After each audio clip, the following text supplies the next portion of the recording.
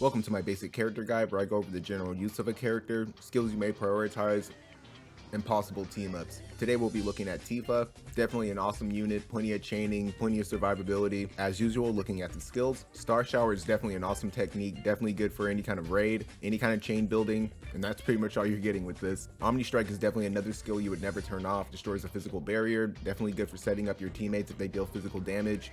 And the best part about both skills is that they don't conflict with her best skill. Tifa is a character that can definitely be used for evasion, but if you're running her with anybody else who uses evasion, this skill is definitely really good for them. Any way of lowering accuracy in a fight when you're running with an evasion team can be absolutely crippling, and even if you don't have her fully built for evasion, that helps her in that category.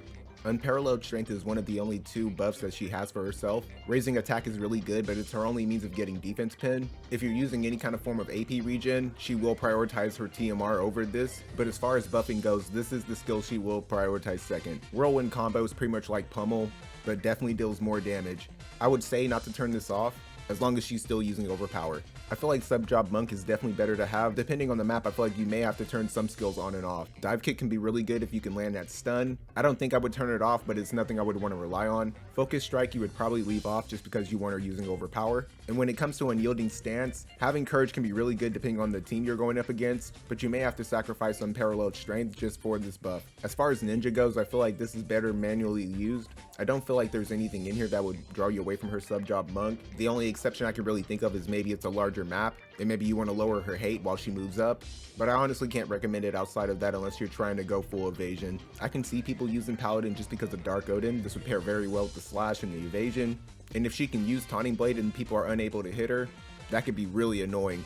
But you have to keep in mind that Saintly Wall will be prioritized first, so you may want to turn this off. With Sephiroth being announced, all current Final Fantasy VII characters are getting a buff. For her, she's getting attack 30 and defense plus 15, so that's something that would definitely pair well with trying to make her a bruisery kind of evadey character. I just kind of hate that she's not getting any evasion added on. That definitely would have helped her build a little bit more. As far as her support abilities, I generally run what you see here. The only substitution I would make is for Holy Knight's Protection, raising HP and defense. That would kind of pair well with her master ability, giving her more defense, making her more tanky. There's nothing here that really raises her evasion, so if you're willing to give up some strike attack, this could be really good for making her more of a defensive oriented character. Zangan's style is really good for acquired AP, once again giving her strike attack. And Shadowrunner for the agility and luck, just really good to have. I don't think I would take this off. Encounter Chakra to me is her best counter just because I feel like removing all of these status elements can be really good.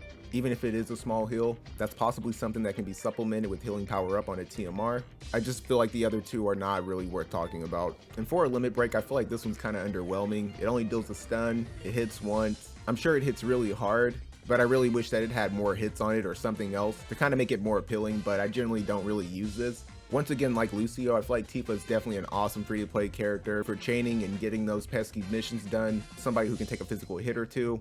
And while she's not a true evasive character and doesn't have things like reflex, having Courage is something that can definitely keep her in the meta. And having means to lower accuracy gives you the versatility to kind of make her evasive, and she would probably work better with a full DPS team. Probably want to run her with somebody who can buff evasion, is faster than her. That way they can get to her, buff her evasion, and then she can start buffing herself and moving forward. After that, you really want her to use Overpower to lower accuracy, so by the time your other units are moving up, you've already made it very difficult for them to get hit. I would just be wary of teams that have guaranteed hits, and keep in mind that her Courage is going to be locked behind two different skills, her TMR and then Unparalleled Strength. So on shorter maps, you may want to turn Unparalleled off because you definitely don't want to rely on her evasion. She's definitely somebody who can benefit from block reaction up, and that'll do it for this video. Hope you guys really enjoyed the content. Show your support. It helps me get these out sooner. Believe it or not, it does take hours to get these videos done, so any bit of support definitely helps. Like, subscribe, leave suggestions in the comment section, and with that, I hope you have a nice day.